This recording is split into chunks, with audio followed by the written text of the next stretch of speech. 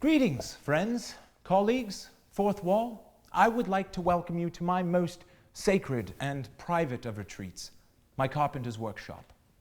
You see, I don't consider acting to be my main profession, but merely a hobby. My true passion lies in my hands with a firm piece of wood. However, I do approach my cinematic roles in much the same manner I do my woodwork. I look at a character or a piece of timber like a block of clay awaiting to be molded. And then I look at it like a block of wood, and then back to looking at it like a piece of clay, but working with it like it's a piece of wood. It can all get very confusing. I wouldn't expect you to fully understand. While I'm whittling away, I often reflect back on my favorite moments of complete transformation I've experienced through my dabblings in cinema, many of which have never even made it to the silver screen, like the classic American sequel I almost brought to fruition in my youth, Ferris Bueller's Day In. You know, life moves pretty fast, and if you don't take a second and stop and put in the effort to play the fucking game, I will literally end yours! How am I expected to act with this thing? It literally gives me nothing! It's a style, Daniel. Just pretend it's Cameron and talk to it like it's a friend. Cameron! They're both as blank as a sloth. I might as well be a zookeeper. Now there's a thought. Can we try one more, Daniel? Of course, sure. But did you see what I was trying to give you there? A little Oedipal Complex meets HAL 2001. Did you get that? Too subtle? All right, okay, one more time with feeling. A would-be masterpiece.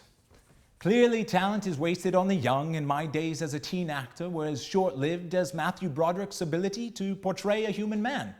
Though my days as a prolific zookeeper did result in the first generation of indigenous penguins to wage a Mohican rebellion against the French. But if I had to choose the one role I cherish most that never made it to the big screen, it would have to be my cameo as oil tycoon Daniel Plainview in George Lucas's nearly respectable but ultimately non-existent remake of American Graffiti.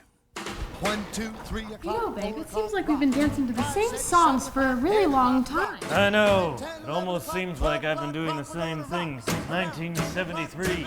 You know, I'm getting so thirsty. Don't worry, Teen Angel. I ordered you a, I drink your milkshake! I drink it up! And that was actually the only scene in the entire film. And now, a special treat. My first guest is a fellow wood whisperer by day and an actor who plays the same characters so many times he practically beats them to death with a large hand-whittled bat. Harrison Ford. Welcome, Harrison. Thanks for having me, Daniel. It's always such a pleasure to sit down with a fellow craftsman and look at you. You haven't aged a day. Yes, I don't age. I must say, this bench is some fine work. Why, thank you. I made it just 30 seconds ago. So, Harrison, I was just grinding away feverishly at this small rod and talking about my favorite roles in film. Do you care to join? I'd be honored. A Lincoln log? No, actually, I'm Daniel at the moment. No, this is a Lincoln log and a plastic butter knife. Yes. Are you joking me right now? I never joke. I transcend. If this is some kind of a jab at my maturity as an actor, you're going to have to transcend my fist in your ass. Meet Millennium and Falcon. Oh, I'm so frightened of the gay lover to an oversized sheepdog that was fired from a Listerine ad for sounding too whorish. You leave Chewie out of this. Really? Because without him, you're nothing but a dry sponge of a scene partner. No. You want to be a block of clay that wishes it were a block of wood. Now, calm down. I can't calm down. My stakes are always this high. Because I am a true thespian, and because I keep my stakes on the top of that handcrafted shelf. I wield more talent with this one butter knife than you do in your entire being. You can't even wear 2 earrings at once, let alone build something out of anything. You are a joke of an actor and a carpenter, and I am good at everything. And you know why? Because I am a ridiculous person. I am.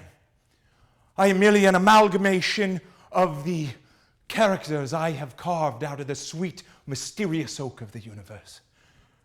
I am alone in this. This is my cross to bear.